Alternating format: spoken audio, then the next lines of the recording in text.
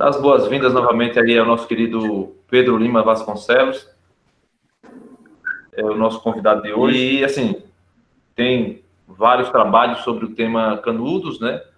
Um deles é o Belo Monte de Antônio Conselheiro, uma invenção biblada, Missão de Guerra, Canudos de Antônio Conselheiro, a luta, né? A Lula da Silva, e também o Box, Antônio Conselheiro por ele mesmo, que é um livro fantástico que faz assim eu diria não uma correção, mas uma justiça, né, com o autor Antônio Conselheiro, porque ele lança o livro e o autor das suas prédicas, né, é o próprio Antônio Conselheiro, tendo anexado assim a esse trabalho uns comentários sobre tanto as prédicas lançadas por Otálio Nogueira, como também essas prédicas lançadas assim pelo professor Pedro Lima Vasconcelos.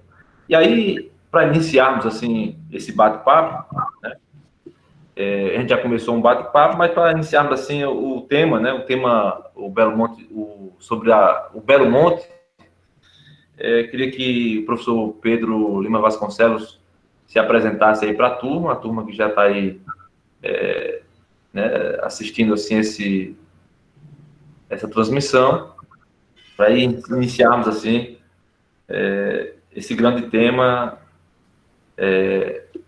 o Belo Monte, a vida no Belo Monte.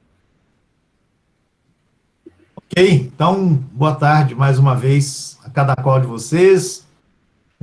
Quero inicialmente agradecer ao amigo João pelo convite, pela lembrança do meu nome, dizer que é uma satisfação muito grande me juntar a esse projeto que vocês desenvolvem aí na cidade de Canudos, um projeto justíssimo, absolutamente necessário e imprescindível, de sorte que eu, na verdade, me sinto honrado em me juntar a vocês nesse trabalho, nessa iniciativa, e quero deixar desde já, João, a minha manifestação, a minha disposição em colaborar em tudo aquilo que vocês julgarem que eu possa ser útil aí para que esse projeto se desenvolva. Então, na verdade, eu é que tenho que agradecer pela lembrança do meu nome, pelo convite de me encontrar com vocês aí de Canudos. O meu xará Pedro também é de Canudos, né? Pelo que eu entendi. Salvador. De Salvador, tá certo. Então, prazer em conhecê-lo, mesmo que virtualmente. Um grande abraço ao conterrâneo de Antônio Conselheiro, que é o nosso Neto Camurim. E aí você passe a minha saudação também a toda a turma que eu pude conhecer lá, quando estive aí com vocês. Enfim, é um prazer. Com certeza. E é um prazer muito grande de me irmanar vocês nesse projeto. Falo aqui desde Alagoas, Maceió, onde trabalho como professor aqui na Universidade Federal.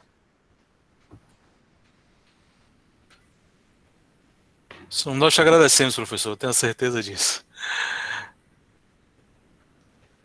Tem para iniciarmos assim, a vida no Belo Monte, tem um episódio bastante interessante que é narrado por uma série de pessoas, e eu digo o seguinte, que a vinda de Antônio Conselheiro em junho de 1893, segundo o professor Calazans, a inauguração da Igreja Velha de Santo Antônio se deu nesse período, durante os festejos de Santo Antônio, né? E aí tem um texto publicado no seu livro, Pedro, que é o Belo Monte de Antônio Conselheiro, uma invenção biblada, e diz o seguinte: Maceté significou uma inflexão na vida do conselheiro e de seu séquito. A vitória no combate não os iludiu, era necessário aguardar nova reação. Não é mais possível sustentar a forma itinerante de vida do grupo sob pena de se verem comprometidas suas mínimas condições de segurança. E aí, no texto, esse texto é bem interessante porque eu digo o seguinte, que a vinda de Antônio Conselheiro às margens do rio Vaza Barris para se estabelecer ali, se deu nesse período por conta desse embate em Maceté, né? talvez ele não tivesse vindo nesse período para fundar, se estabelecer no Belo Monte, e como você bem coloca no texto, essa inflexão, né? Essa vida itinerante dele teria que ter um fim, porque não teria mais condições de liderar o grupo andando por aí, diante dessas condições, dessas inflexões e das perseguições que ele vem enfrentando. A fundação do Belo Monte, em junho de 1893, se deu por conta desse empate ou estava na cabeça, estava no coração de Antônio Conselheiro, que ali seria, de fato, o lugar ideal para se construir a Terra Prometida? Bem, João, eu entendo que essa questão ela é muito importante, porque, olhando de trás para frente, a gente poderia pensar, não, ele já estava imaginando, já tinha esse projeto, né, de se estabelecer num certo lugar, né, criar a Terra Prometida, né, para usar a metáfora bíblica que era de uso, né, da gente conselheirista. Mas me parece que não. Parece que não, tendo que o episódio de Maceté, ele é um divisor de águas que determina o que eu chamei mesmo no texto de inflexão, porque não é só o combate de Maceté. O combate de Maceté, ele indica para o conselheiro que as forças da repressão estão dispostas, vamos dizer assim, a dobrar a aposta. Porque é importante que a gente se dê conta do que foi que provocou Maceté. O que foi que provocou Maceté? O que provocou Maceté foram os protestos contra novos impostos que a Constituição brasileira, a Constituição republicana, tinha proporcionado, tinha possibilitado aos municípios para que os cobrassem, especialmente o chamado imposto da feira. Uma coisa que atingiu de maneira muito direta, de maneira muito impactante, a economia popular, o ambiente das trocas e do comércio popular. A feira tem, né, essa importância, né, desde muito tempo. Então, porque os protestos aconteceram e porque o Poder Judiciário, e aí não podemos esquecer de um tal Arlindo de Leone, um juiz que operava numa cidadezinha, numa dessas cidades, né, Bom Conselho, e depois ele vai operar em Juazeiro, já no contexto que vai precipitar a guerra. Né? Então, você tem uma solicitação de que o governo do Estado intervenha para reprimir essas movimentações populares, esses protestos populares. E é neste caminho que acontece Maceté, ou é como resultado dessa intervenção que acontece Maceté. Então, Maceté não acontece do nada, acontece como um esforço do governo do Estado de restaurar a ordem com todas as aspas possíveis. Ora, nesse contexto, o conselheiro se dá conta de que o pessoal não tá querendo brincar em serviço.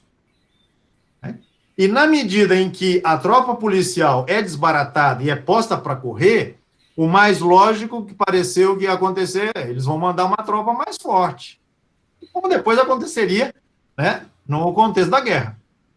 Então, o deslocamento para o Belo Monte, ele é resultado dessa nova conjuntura que se delineia. E há ainda, para reforçar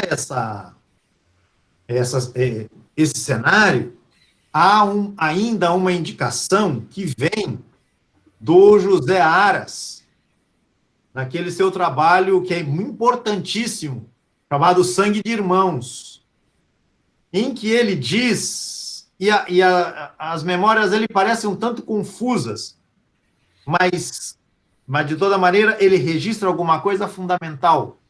Ele diz que no caminho de Maceté para o norte, onde ele chegaria à vilazinha de Canudos, ele passa pelo Cumbe.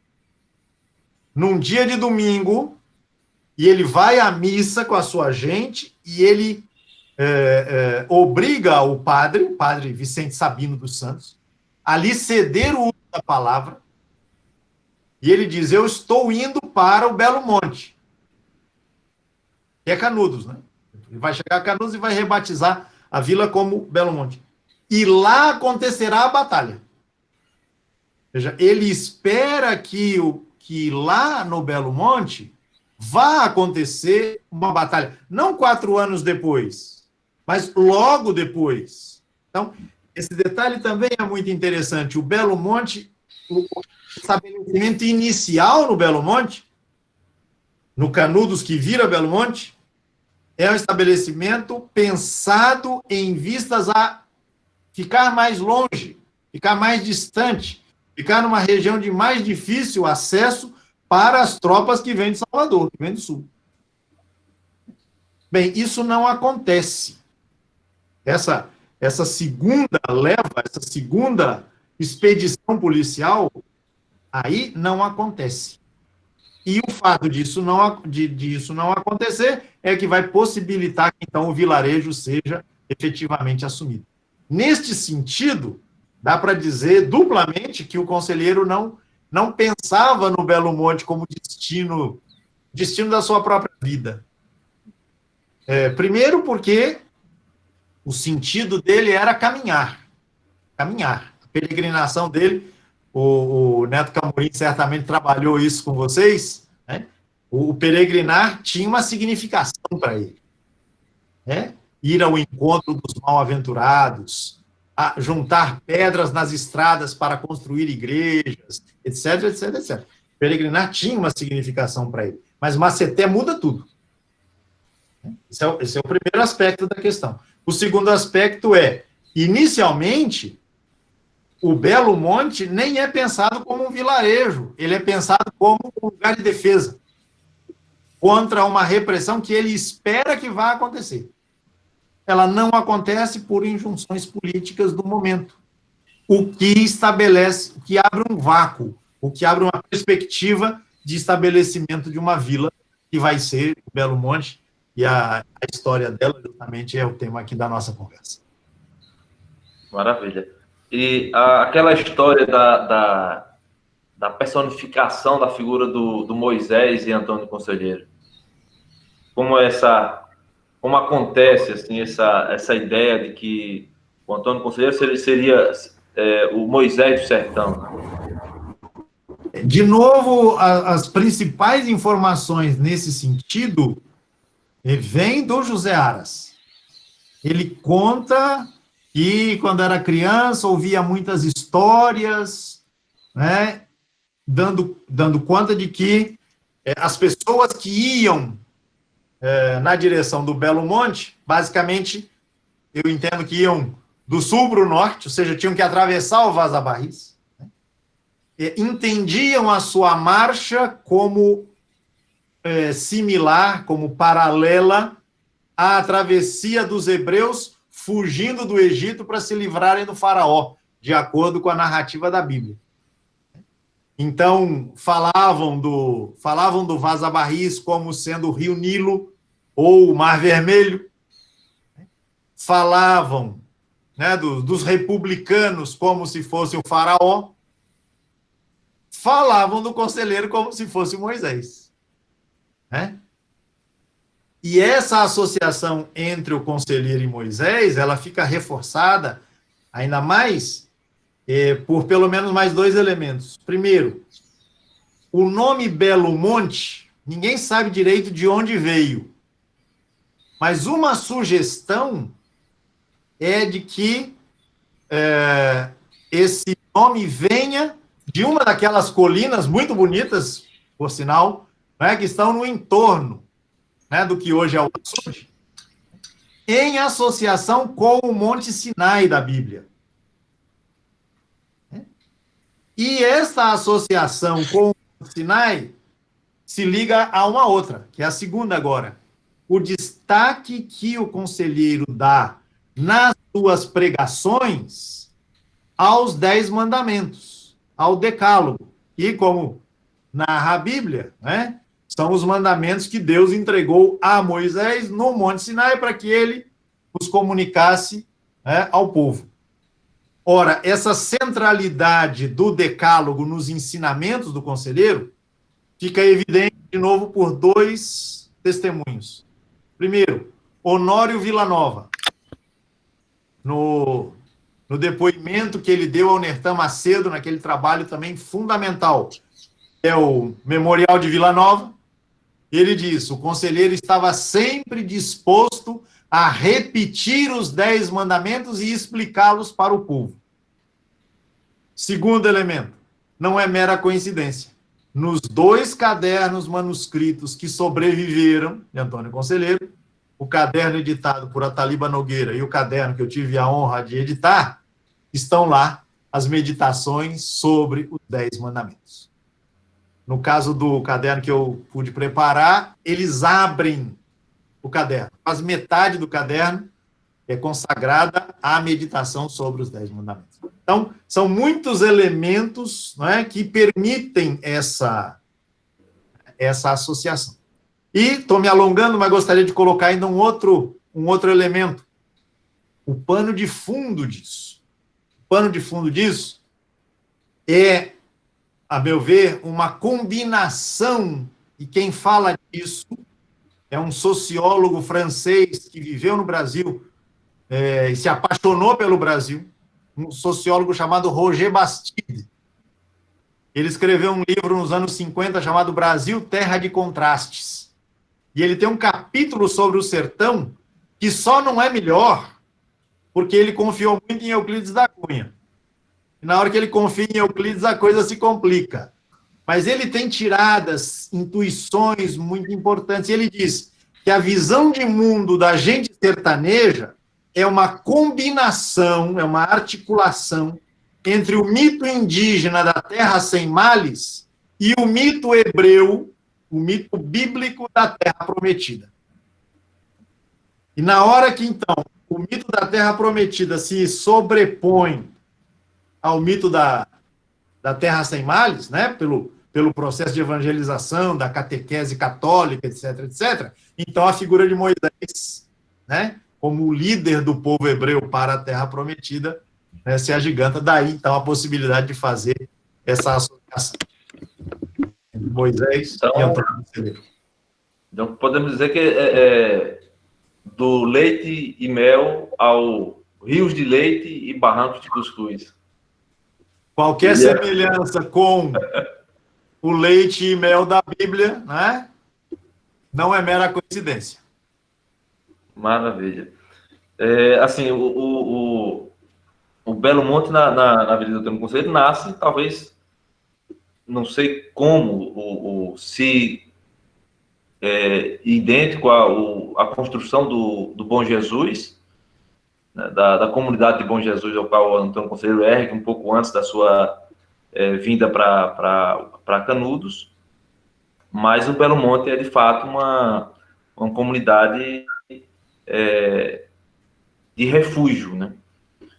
Inicialmente, refúgio frente à repressão que se esperava.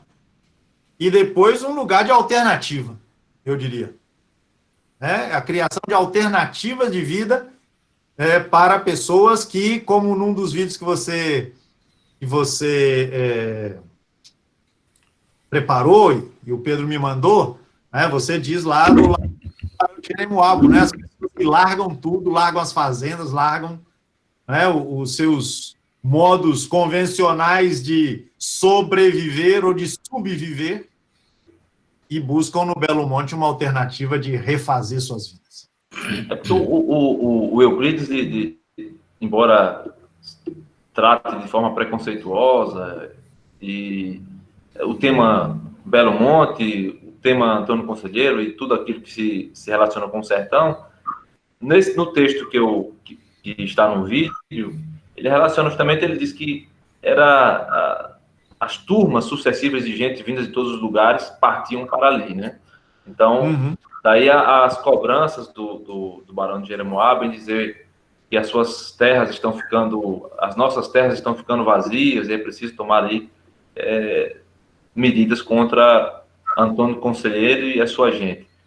E aí, assim, as turmas sucessivas de gente que partem para o Belo Monte, né, partem para lá porque acreditavam que ali poderiam ter, de certa forma, uma nova vida, né, uma vida digna.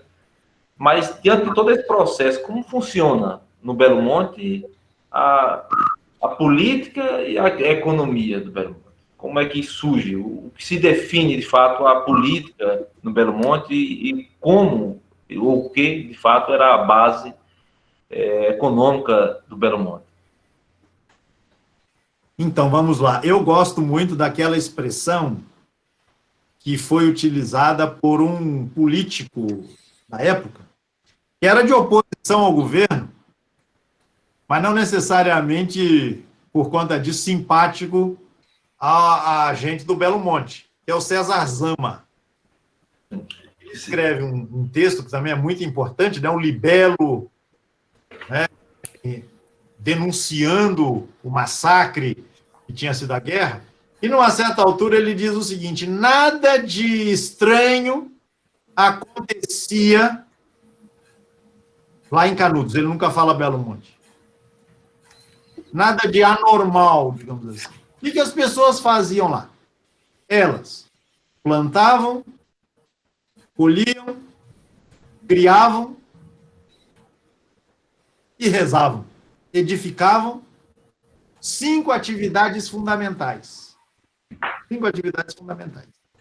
Então, a diferença fundamental para essas atividades básicas, e vamos começar pela base, né? pela questão da sobrevivência diária. O trabalho para viabilizar, né, a sobrevivência cotidiana. Plantavam, colhiam e criavam. Lá, em outras paragens, em outros cantos, também se fazia isso. Mas o regime é que muda. A região é basicamente controlada pelo Barão de Jeremoabo e os seus compadres. Então, se diz que, no caso do Barão de Jeremoabo, eram 59 fazendas na região, mais 2 no Sergipe. Coitadinho, né? Pouca coisa. Pobrezinho, né? Sem contar as fazendas dos seus compadres. Né? Uhum. E vários desses compadres são conhecidos, inclusive, pelas cartas que eles trocavam. Algumas dessas cartas estão publicadas, né? É um volume chamado Canudos, Cartas para o Barão. Ali você vê a turma do Centrão, né? Desculpa, esqueci. Atuando. Século XIX. Está falando do século XIX, desculpa aí. A turma lá justamente arquitetando como é isso, como é que a gente vai se virar, como é que a gente vai dar conta dessa balbúrdia, né, diria o ministro da Educação, de novo trazendo coisas do século XXI. Então você tem um cancro, deixa eu usar essa palavra, você tem uma cunha que se estabelece num contexto de domínio do latifúndio e de um regime de trabalho marcado pela semi-escravidão. Vamos esquecer a abolição, né? A Lei Áurea tinha sido proclamada faz 5 anos nessa época. 5, 6 anos. Né? Então, no meio desse terreno imenso, né, marcado pelo latifúndio, pela lógica dos coronéis, né, você tem uma cunha, você tem alguma coisa que se estabelece, uma novidade que emerge. E a novidade não está no que se faz, mas no regime de fazer tais coisas, no modo de se organizarem essas atividades. Então, se diz, né, testemunhos aqui e ali vão dizer que uma família chegava no Belo Monte com os poucos pertences que tinha, entregava para o conselheiro e a essa família era definido, era encaminhado um lote, um espaço seja para a sua casa, seja para o seu lugar de trabalho, de plantar, colher, criar. E aí você tem as várias atividades que serão desenvolvidas, e principalmente, né, também há toda uma discussão, a meu ver, um tanto enviesada, sobre se no Belo Monte houve experiência socialista ou não. É uma questão, a meu ver, mal colocada. O Edmundo Moniz vai dizer que Também acho. Comunismo primitivo, né? Pois é, mas aí você pergunta o que é isso, aí você começa e esquece o que efetivamente está acontecendo. O que está acontecendo é que todo mundo faz um pouco daquilo que pode fazer, né? Havia muita gente que chegava lá e não podia trabalhar. Pessoas idosas, pessoas com, a gente chama de pessoas com deficiências, né? As pessoas fazem aquilo que têm condições de fazer, né? Agora, fundamental é o modo como o resultado da produção é encaminhado. Então, o que se diz, basicamente, a lógica era a seguinte: o resultado da produção tinha 3 encaminhamentos, ou era dividido em 3. Uma parte era destinada a suprir a necessidade da própria família ali, a outra parte era endereçada à distribuição para quem não podia trabalhar e demandava, né, a solidariedade comunitária, e uma terceira parte era destinada para ser comercializada nas feiras da região, né, comercializada ou trocada, né, por outros víveres ou por outros bens, né, que eram necessários, mas que lá no Belo Monte não havia possibilidade de produzir. Então, isso grosso modo. Grosso modo. Então, plantava-se, colhia-se, criava-se o gado, né, o bode, basicamente, né? O importante é o modo como o resultado desse trabalho ganha essa distribuição, né? Uma lógica, né, muito marcada, e aí certamente o conselheiro tem um papel muito importante com o seu ensinamento, né? Uma lógica marcada pelo princípio da solidariedade, vamos chamar assim, usando a nossa linguagem. Então, eu diria, João, a questão não é tanto que se fazem coisas diferentes lá, é o modo como se faz que é diferente. E isso tornou possível que essa população saísse da condição da miséria e pudesse viver uma condição de pobreza. Não se saiu da pobreza, mas se saiu da miséria. E isso faz muita diferença. Uma questão que envolve muito, tem um texto que você conhece muito bem, você cita esse texto nas aulas sobre o Belo Monte, que é do Honório Villanova, publicado pelo Nertan Macedo, né? Sim, acabei de citar, né? Exato, que era Canudos do meu tempo, né? Quem tinha roça tratava da roça na beira do rio, quem tinha mulher e filhos tratava da mulher dos filhos, e todos seguiam na regra ensinada pelo peregrino, né? Grandes e pequenos. Tinha gente abastada, tudo era de todos, né? Grandes e pequenos na regra ensinada pelo peregrino. Exatamente. Tinha gente abastada no Belo Monte, o dinheiro da República, que muitos acabam errando, não sei se é eu que estou errando, mas muitos dizem que o dinheiro da República não circulava lá, né? E aí nós temos os Villanova, Antônio Villanova, que me parece, e você fala nisso também, que ele chegou a distribuir vales, né? E esses vales circulavam e valiam nas regiões circunvizinhas né, por algum certo tempo. Falo eu? Falo. Então vamos lá. Pode falar, fica à vontade. No Belo Monte, o que se diz é que o dinheiro da República não circulava. Os vales de Antônio Villanova parece que tinham um reconhecimento, né? uma aceitação para além do Belo Monte, mas também se diz que o dinheiro da República, se chegava, ele era guardado, porque eventualmente era necessário para fazer algum tipo de transação em favor de algo que era necessário para o Belo Monte, mas a pessoa com quem se fazia essa transação não aceitava, né, os vales, né? Então o dinheiro era usado. Então não se queimava dinheiro lá, não. Mas certamente se ensaiou uma outra economia, né? E certamente os vales de Antônio Vilanova tiveram uma importância muito grande nesse sentido. Você pergunta se existiam pessoas abastadas.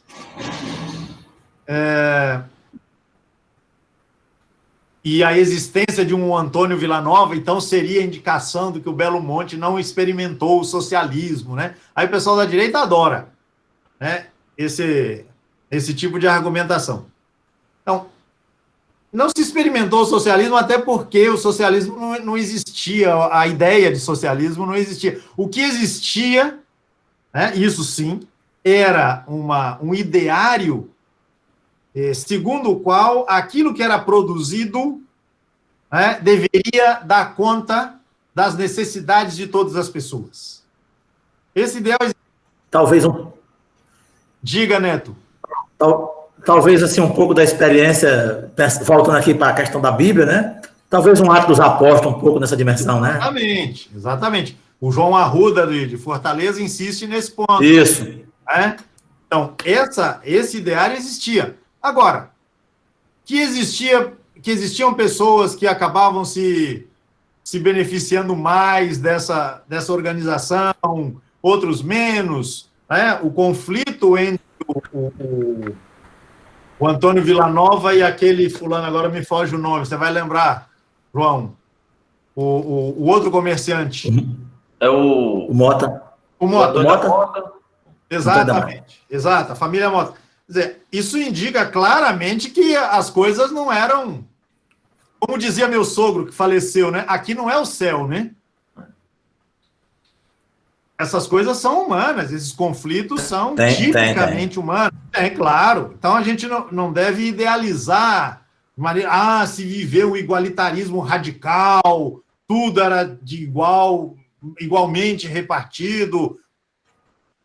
Não, a convivência humana, ela é feita dessas tensões e de quem quer bancar o tinho e quem quer ocupar um lugar de poder, sem dúvida, né? Mas que o ideário, eventualmente vindo lá dos Atos dos Apóstolos, como bem apontou o Neto, né, ele tinha uma presença importante e que o Honório Vilanova é capaz de dizer aquilo que você recuperou, João, aquele parágrafo célebre, né, do seu memorial, né, grande Canudos do meu tempo, a regra do peregrino, tudo era de todos, né? Certamente, a diferença entre os abastados e os mais abastados e o grosso da população era imensamente menor do que a relação entre o coronel ou o barão de Jeremoabo e um de seus trabalhadores ou trabalhadoras das suas fazendas. Essa distância se achatou tremendamente. A começar do seu líder, né? A começar do líder. E aí é importante a figura de Antônio Conselheiro de novo. Alguém de quem se dizia ele recebia um dinheiro e tratava de procurar uma destinação, né, para alguém que carecesse disso ou daquilo, né? Então, o espírito é outro. Talvez assim, Pedro, uma coisa que eu fico pensando, me permita-me. Sim. Assim, que talvez muitas pessoas que talvez não eram nem tão simpáticos à ideia do conselheiro em si, mas se beneficiavam com essa lógica, com essa dinâmica econômica diferente na própria região e que acabaram se aproximando disso para levar vantagem, inclusive econômica, nessa dinâmica que o povoado, que o vilarejo, o arraial estava acontecendo, né? E aí, lembrando do seu livro, que eu nem li ainda, né? Nem li ainda o seu mais novo livro, né? Ainda está em Canudos, Eu fico me lembrando também de fazer uma analogia com o próprio Lula da Silva, né? Muita gente se aproxima da própria política sem concordar, porque acabou levando vantagem. Quando não interessa, dá as costas. Pois é. Agora, com todas as limitações, porque tudo que é humano tem seu limite, né? Tem suas possibilidades. Isso. Limites. O Barão de Jeremoabo vai chamar o Antônio Conselheiro de comunista. Aliás, porque isso... A história se repete. Repete. Mas era previsível até, né? É claro. E depois o Nina Rodrigues, né, o médico lá que vai fazer o laudo do suposto crânio de Antônio Conselheiro, vai escrever também que Antônio Conselheiro era comunista. Então mexeu, né? Mexeu na estrutura, né, de como as coisas funcionavam. É uma coisa interessante, porque você falando da questão de comunista, né? Eu assisti recentemente aquele filme O Poço, e aí entra um camarada lá nessa penitenciária vertical, né? E aí você tem ali o Poço, um camarada que vai preso, e aí ele começa a entender a distribuição dos alimentos, da comida, né? Mas por que não chega lá, né? Se todo mundo comer só o necessário, será que não dá para chegar lá? Aí o velho, o senhor que estava dividindo a cela com ele, disse: você é comunista. Né? Ou seja, a ideia de repartir, de ser solidário, né, com o outro, é uma ideia que se passa na cabeça de muita gente como uma espécie de comunismo. Né? Pois é. Então, o ideário é assim, meio doido. Né?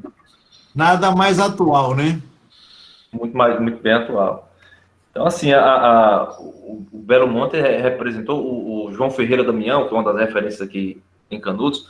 Ele vai dizer que o Belo Monte é uma das maiores expressões, né, do comunitarismo, né, que ocorre assim por aqui. Aí a dona Josefa, Zefinha, que era a guardiã do cruzeiro, que ficava de frente da Igreja Velha de Santo Antônio, ela dizia que Canudos era, de fato, uma comunidade que vivia isso, né, o comunitarismo. Então, e você coloca muito bem quando você diz, olha, cada um fazia o que podia, né, para ajudar na convivência, para ajudar na melhor alocação desses recursos que chegavam constantemente no Belo Monte.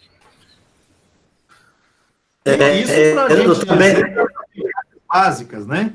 Mas você tem outras, né? Você tem a meninada na escola, né? As professoras que vêm, são trazidas de Salvador, né? Você tem o trabalho de construção de casas para os novos habitantes, né? Euclides vai dizer, e ele não está nem um pouco disposto a elogiar o Belo Monte por acaso. Ele só elogia quando não tem jeito mesmo. Ele vai dizer que chegou um momento em que se erguiam 12 casas por dia. Né? Então, eram muitos trabalhos, a construção das igrejas, né? Eu estou convencido, João, que a igreja de Santo Antônio, ela não foi inaugurada em 93, não. Eu sigo uma sugestão de um professor, nunca mais tive notícia dele, lá que era do amigo lá do Manuel Neto, do Sérgio Guerra, o Antônio Olavo? João Carlos Pinheiro, acho que é José sim, Carlos Pinheirinho, a gente chama ele de Pinheiro. Exatamente. Ele tem um texto em que ele argumenta, a meu ver, de maneira muito significativa, que a construção da Igreja de Santo Antônio só terminou em 1896. Se isso for verdade, então você pensa que você tem gente envolvida na construção dessa igreja durante 3 anos. E no meio dessa construção já se começa a pensar a construção da outra. Porque a vila está crescendo, o pessoal está dizendo que essa aqui não vai dar conta. Será necessário construir a Igreja do Bom Jesus. Então, você tem a quarta atividade mencionada pelo César Zama, né? Além de plantar, colher e criar, você tem construir. Construir.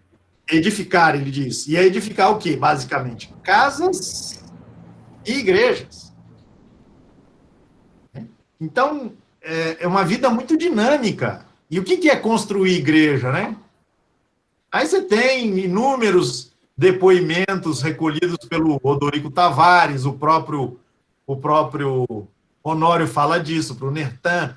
Então, as pessoas que falam de carregar pedras, de cortar madeira, de preparar isso, preparar cal e outros materiais para construir. É um empreendimento, né, que envolve muitas atividades, mas o ideal fala muito profundamente, né, a orientar esse encaminhamento. Sem contar, se me permite acrescentar para fechar, né, Sim. que o pessoal rezava muito. Né, o Zamba dizendo, plantavam, colhiam, criavam, edificavam e rezavam. Rezavam. E aí entra todo um universo que está para ser explorado mais adequadamente, a meu ver, que é o universo da religião do Belo Monte. Não dá para identificar o que se vivia do ponto de vista religioso no Belo Monte com o simples catolicismo. O Antônio Conselheiro era católico e todo mundo lá no Belo Monte era católico. Não. Não. Então, a gente tem que pensar, você colocou como um dos temas, né? Não sei se eu já estou me adiantando. Quem é que morava lá? Moravam pessoas que saíram da escravidão, tanto negros, negras, pessoas escravizadas, recém-libertadas. Essas pessoas, que expressões religiosas traziam? Viviam lá, alguns de maneira mais fixa, outros de maneira itinerante, indo e voltando. Né? Grupos indígenas, né? Os Caimbé, os Quiriri, entre os Tuxá, né? Manuel Quadrado, né? Sim. Magé. Ora, você tem uma convivência de religiões, de tradições religiosas, né? Que eventualmente se mesclam, eventualmente acontecem de maneira paralela, mas de maneira a compor, né, esse caleidoscópio, digamos assim, né, religioso no Belo Monte. Se fala da festa da Jurema, que se deixou de celebrar durante muito tempo.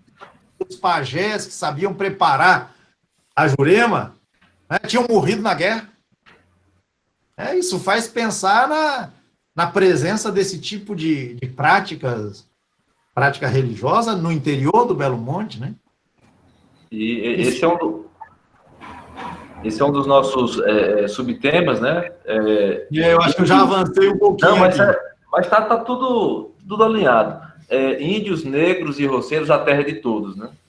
E aí você se coloca assim, traz essas informações para a gente, riquíssimo, porque muita gente pensa que no Belo Monte só existia o catolicismo e acabou. Mas aí você traz assim essas informações, a questão da Jurema. Na segunda expedição contra Canudos, nós temos o Dr. Albertazzi nos informando que foram encontrados no exame desses corpos flechas, né, pontas de flechas, e que identificavam ali sendo, de fato, índios que estavam usando ali aquelas ferramentas, aquelas armas. E aí nós temos tanto o José Aras como o professor Calazans trazendo essa informação de que tanto os cariris ou quiriris como os tuxás eram, de fato, constantes ali no Belo Monte. Você tem os quiriris seguindo o Antônio Conselheiro desde muito cedo, né? Então, no combate do Maceté, se não me engano...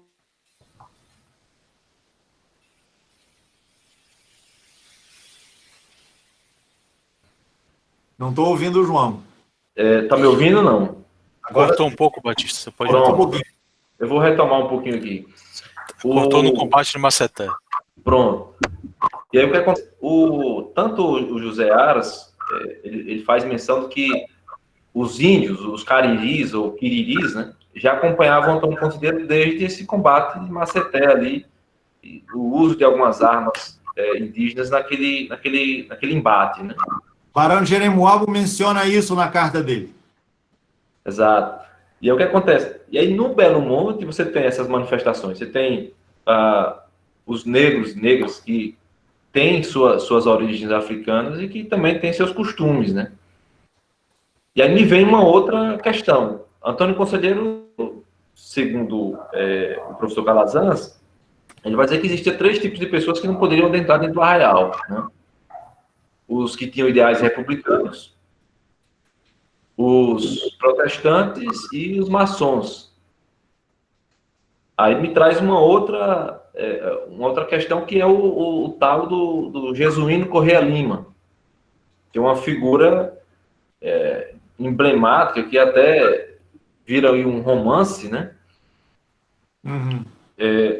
O Jesuíno, que é cantado pelo Luiz Gonzaga como uma espécie de Judas, né? Uhum. Vai cantar ali. O Jesuíno era comerciante lá no Belo Monte, devido aos embates comerciais ali, ele muito individualista e com já uma visão republicana já em mente, né? Ele parte e vai embora, né, do arraial, se tornando depois guia das tropas. Sim. De fato, né? Eu gosto de um fato de bode retrato, que eu fico me quando de fato. E aí, a terra era de todos, né? Índios, negros, roceiros, todos trabalhando ali em comum, mesmo com suas diferenças de tradições religiosas, todos conviviam ali em harmonia.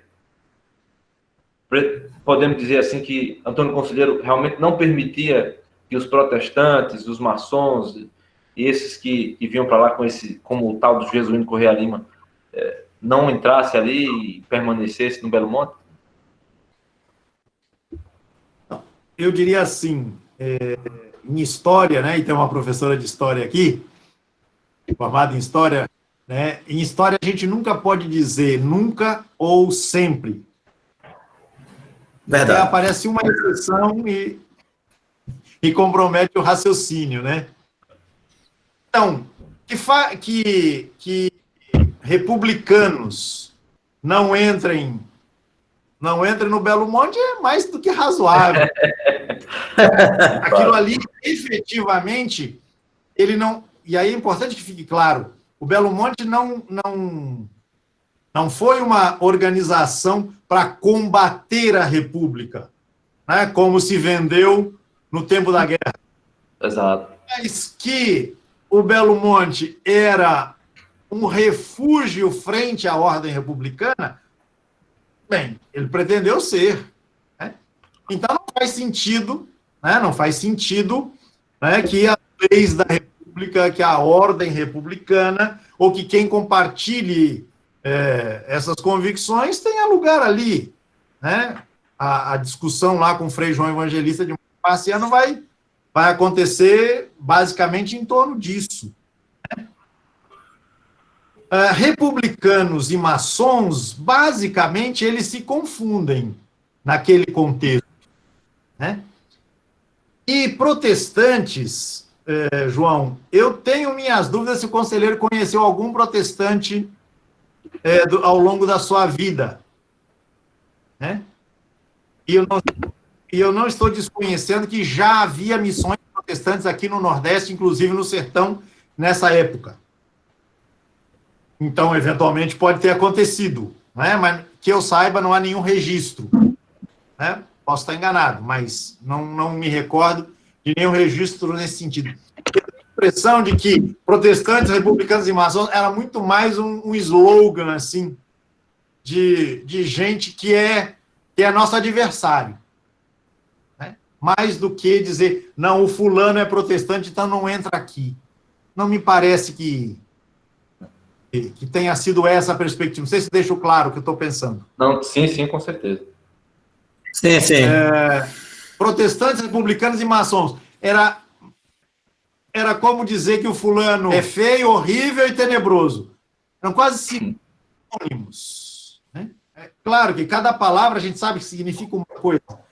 Mas na hora de associar você pensar imaginariamente, né, essas palavras só serviam para reforçar o fato de que pessoas com esse perfil, né, a gente tem que tomar cuidado com elas, né? Eu de nenhum registro dando conta de que o conselheiro proibiu que alguém entrasse no arraial. Ou que a guarda dos 12 apóstolos, né, impossibilitasse, né, impedisse a entrada de alguém. Não conheço nenhum disso nesse sentido. Nessa relação você já citou aí algumas lideranças do Arraial, né, como Honório, o Antônio Villanova, o Antônio da Mota, também o Manuel Quadrado. Quais eram, de fato, as principais lideranças do Arraial? O Antônio Conselheiro não conseguiria liderar o Belo Monte sozinho, né? Então, era preciso articular, assim, novas lideranças para que pudessem ajudá-lo na gestão, ou numa melhor gestão, para conviver, assim, da melhor forma possível dentro do Arraial. E quais eram essas principais lideranças, né? Como elas atuavam no Belo Monte? Aí você fala das professoras, e a professora entra, de fato, como uma das lideranças do Arraial, pelo seu papel de educadora. E aí me vem... Fundamental. A Valnice Nogueira faz o Calazans vai dizer que eram 3 professoras, né? Mas a Valnice vai dizer que a Maria Figueira, a Maria Bibiana e a Maria Francisca, né? Se eu não me engano, Maria Francisca, todas elas eram uma só. Ou seja, só tinha uma professora no Arraial. E aí eu queria que você pudesse trouxesse, assim, além dessas principais lideranças, e as professoras que atuavam no Arraial eram 1, eram 2, eram 3, ou se podemos, assim, de fato, mensurar a quantidade de pessoas que lecionavam as crianças no Arraial, né? Bem, eu não tenho muita informação assim, nesses detalhes que você trouxe, eu vou confessar. Na minha cabeça, no que eu consigo registrar, eram 2. Eram 2. Eu não me recordo dessa discussão que você traz, que a Valnice teria sugerido que se tratava de uma só. Eu sempre encontrei a referência a 2, mas não vou bater o martelo em relação a isso, não. Tenho que verificar, procurar aí mais detalhes desse sentido. Talvez depois eu pegue as indicações que você eventualmente possa me passar. Pronto. Seja como for, a importância dessa atividade docente para meninos e meninas, né, num contexto em que a educação formal, a educação escolar, era privilégio de muito pouca gente, né? Então, isso é alguma coisa que precisa ser destacado. Precisa ser destacada, né? Pelo vanguardismo que isso significa, né? Agora, quanto às lideranças do Belo Monte, bem, você mencionou aí esses textos, eu quero citar o trabalho fundamental do Quase Biografias de Jagunços, né? E ele coleta, né, as informações sobre grande parte dessas lideranças, em que ele conseguiu vasculhar e recolher, né, de tantas informações que ele foi encontrando nas suas andanças, nas suas investigações. Não me parece que tudo isso tenha adquirido assim, uma forma muito estruturada, né? O Belo Monte sempre me passa a ideia de ter vivido um processo muito vertiginoso, né, de chegada de pessoas e ter que dar conta das necessidades, das demandas que essas pessoas iam trazendo, né, encaminhá-las para casas, para trabalhos, para ofícios, para tarefas, né? E as pessoas vão fazendo aquilo que sabem. Então, o Antônio Villanova, ele já era comerciante, né? Ele vem lá do que hoje é Senhor do Bonfim, né? E se estabelece na então Vila de Canudos, e aí vai começar a concorrência dele, né, com com a família Mota, que também era comerciante, e aí você tem o Manuel Quadrado, que já era pajé, né, e traz da sua trajetória biográfica, né, essa competência, né, maravilhosa, né, destacada inclusive por inimigos do Arraial. Você tem o Antônio Beatinho, né, o responsável por organizar os espaços, né, para as atividades litúrgicas, para as atividades rituais, né, vamos dizer assim. Você tem o Leão de Natuba, né, o secretário, né, o copista, né, que ajudava o conselheiro na escrita das suas obras. Então, essas figuras vão no campo dos combates, né, das articulações, da organização, das estratégias de combate, de luta. Pelo menos 2 nomes a gente tem que destacar, né, o João Abate, né, e o Pajeú. Né? Então, a ocasião vai fazendo a emergência das lideranças. Não me parece, repito, que tudo isso tenha adquirido uma estruturação formal. Assim. Uma coisa engessada, né? Ou como se fosse um organograma, assim, né? O conselheiro...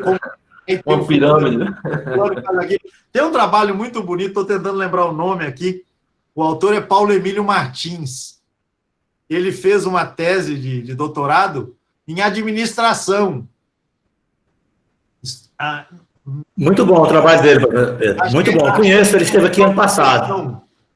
A reinvenção do sertão. Então, acho que é assim que se chama. É um doutorado em administração. Então, ele pensa a organização do Belo Monte a partir dos esquemas mesmo de administração de uma empresa ou de administração pública. Eu acho muito interessante, mas acho também que é mais complicada e mais fluida do que esses esquemas assim. Talvez seja mais uma forma de mostrar como era, mas não dá para seguir daquele jeito, não. Exatamente. Então, vale a pena ler, vale a pena ir atrás, porque mostra também que há uma lógica, né? E as coisas não aconteciam assim também, né, de qualquer maneira, não. Havia linhas condutoras, né? Nessa administração do cotidiano. Mas nada muito engessado, né? Porque a própria vida no Belo Monte não comportava condições. Claro. Necessitava disso, né? Digamos assim. Nós estamos caminhando assim para o nosso último subtema, e aí os professores podem estar assim, também à vontade para poder perguntar, ficar... Por favor. Né? E aí você já citou 2 inimigos do Belo Monte, né? Um deles é o Arlindo Leone, o Arlindo Batista Leone, que exerce uma influência grande assim na perseguição, na luta contra o Belo Monte, contra Antônio Conselheiro, e temos o Barão de Jeremoabo, né? Além dessas figuras aí. E aí, você tem no seu livro Missão de Guerra, né, Capuchinhos no Belo Monte de Antônio Conselheiro, você fala dessa visita do Frei João Evangelista ao Belo Monte em maio de 1895. E o Frei João Evangelista, o Barão de Jeremoabo, o Arlindo Leone, nesse processo, nessa visita em especial, o Barão de Jeremoabo exerce influência nessa visita? Vamos por partes. Esse momento da visita do Frei João Evangelista é um momento muito importante e, a meu ver, pouco estudado. Porque ele é, talvez, a primeira indicação do que virá 1 ano e meio depois. É o início da guerra.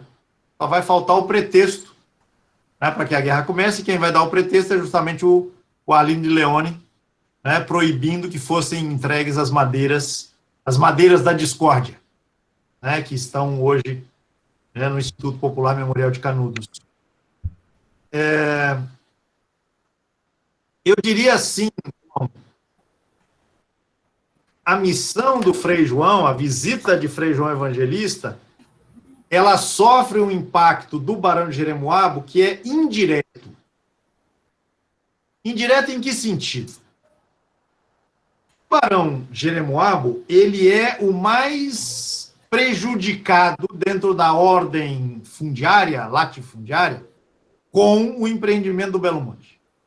Ele diz na carta, ele publica na época da terceira expedição, que as fazendas dele ficaram vazias, a gente já comentou isso aqui.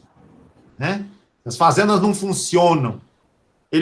O problema dele é mais ou menos o problema dos empresários hoje, aqueles empresários que foram com o Bolsonaro lá no STF forçar a abertura das lojas. As lojas não funcionam, o comércio não funciona, as fábricas não funcionam. Eles finalmente descobriram que o que move a economia é o trabalho, o trabalhador e a trabalhadora. Pois é. Então, o Barão de Jeremoabo está apavorado porque as fazendas dele não têm produtividade. E não tem produtividade porque não tem mão de obra. As pessoas preferem viver a pobreza no Belo Monte do que a miséria nas fazendas. Mas o Barão de Jeremoabo, ele era inimigo político do grupo que governava a Bahia naquela época. E esse é, provavelmente, um dos fatores que levaram a que o governo baiano não mandasse a expedição policial depois de Maceté. O pessoal se deu conta de que eles podiam ganhar politicamente se aparecesse um foco de alternativa que comprometesse o domínio que o coronel exercia na região, o coronel Barão exercia na região. Então, o Barão de Jeremoabo deixa muito claro nas cartas que ele certamente escreveu aos seus correligionários. A gente só tem acesso às cartas que escreveram para ele, né? Mas a partir disso a gente pode desconfiar do que é que ele escrevia para os seus amigos. Então, está apavorado com o crescimento do Belo Monte, consequente esvaziamento das suas fazendas, diminuição da produção, etc., etc. E ele está irritadíssimo com a falta de ação do governo do Estado. Então, você tem uma pressão, ele é político também, Ele tem uma pressão sobre o governo do Estado para que faça alguma coisa. E o que o Barão queria não era uma missão religiosa. O que ele queria era o fogo, era a repressão policial. Mas o governo,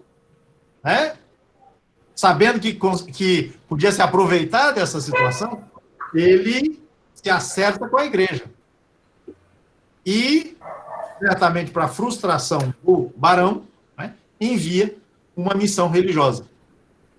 Uma missão, entre aspas, religiosa, comandada pelo Frei João Evangelista, que se fazia acompanhar de um frei capuchinho, do Convento da Piedade, lá aí do centro de Salvador, né, Pedro? O Frei Caetano de São Léo, e o vigário, o vigário do Cumbe, que era o padre Vicente Sabino dos Santos. Então, não dá para dizer que, pelo menos até onde eu sei, que tenha havido na missão do Frei João Evangelista uma interferência direta do Barão de Jeremoabo. Mas havia um interesse que alguma coisa fosse feita. Os conflitos entre o Barão e o governo do Estado só farão aumentar com a subida ao poder do governador Luiz Viana. E se diz, inclusive, que o Luiz Viana mandou o Arlindo de Leone para Juazeiro e mandou que o Arlindo de Leone criasse aquela confusão,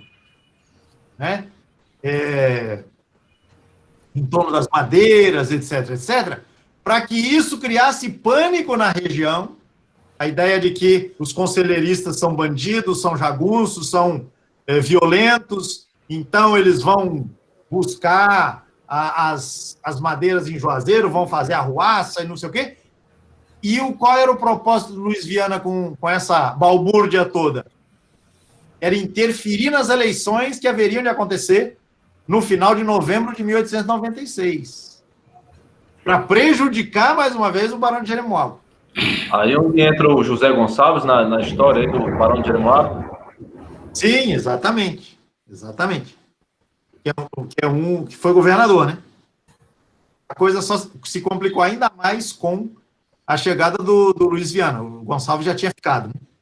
Aí você tem a luta dos gonçalvistas e os vianistas, né? Então, não há uma ligação direta, mas a gente poderia dizer assim, esquematicamente, que você tem uma inimizade no nível da produção, no nível da economia, né? E aí o Barão de Jeremoabo é a figura, né, predominante, tem também suas fazendas, né, que também estão debilitadas, vamos dizer assim. Você tem um conflito no nível político, ou seja, o governo do Estado que quer usar o Belo Monte e o medo que o Belo Monte efetivamente coloca, né, nessa ordem marcada pelo latifúndio. Então, o governo quer usar esse medo para dar conta dos seus interesses políticos.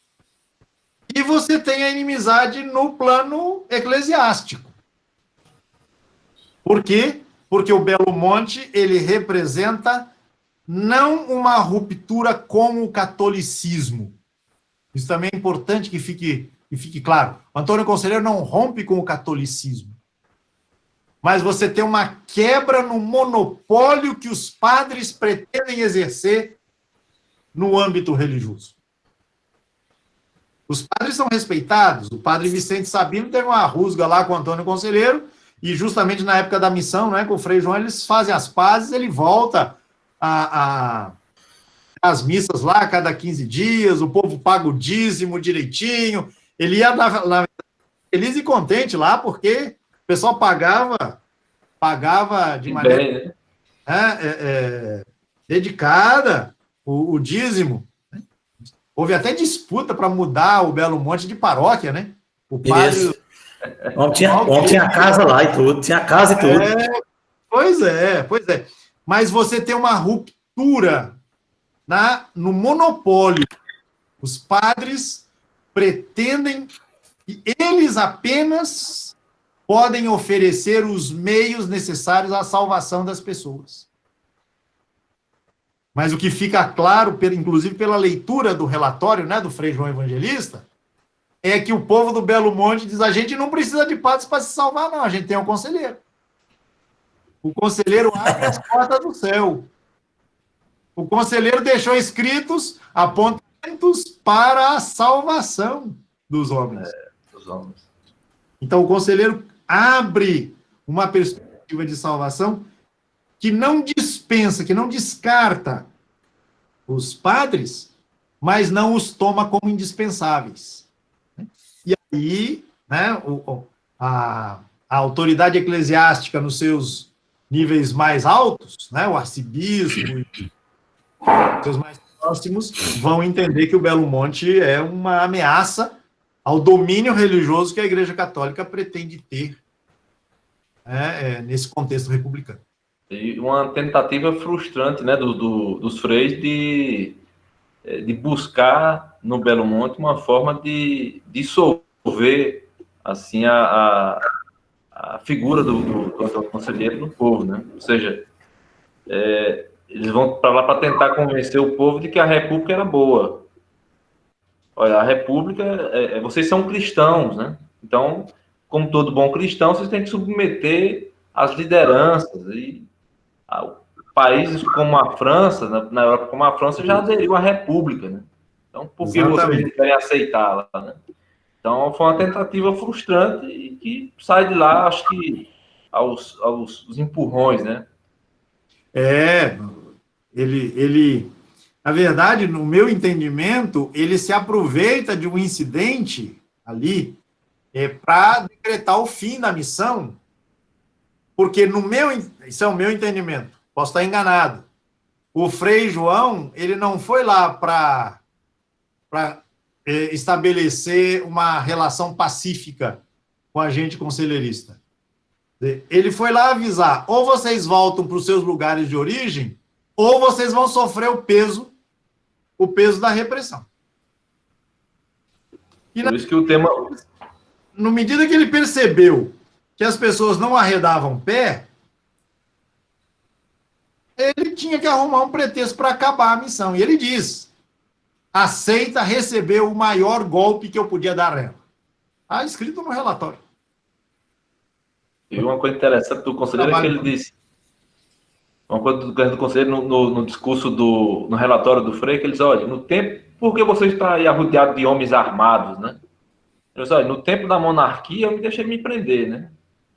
Porque eu reconhecia o poder. Agora não. Exatamente. Então, assim, o tema do seu livro é bem interessante, porque é missão de guerra, não foi uma missão evangelizadora, né? Foi uma missão de guerra. Ou vocês se rendem à República e vão cada um para suas casas, ou vocês vão sofrer, de fato, como você fala, as repressões aí grandes nesse contexto. Então, assim, eu quero agradecer imensamente pelas suas colocações. Foi um prazer muito grande, João. E no que você sabe que eu puder ser útil a vocês, pode contar comigo.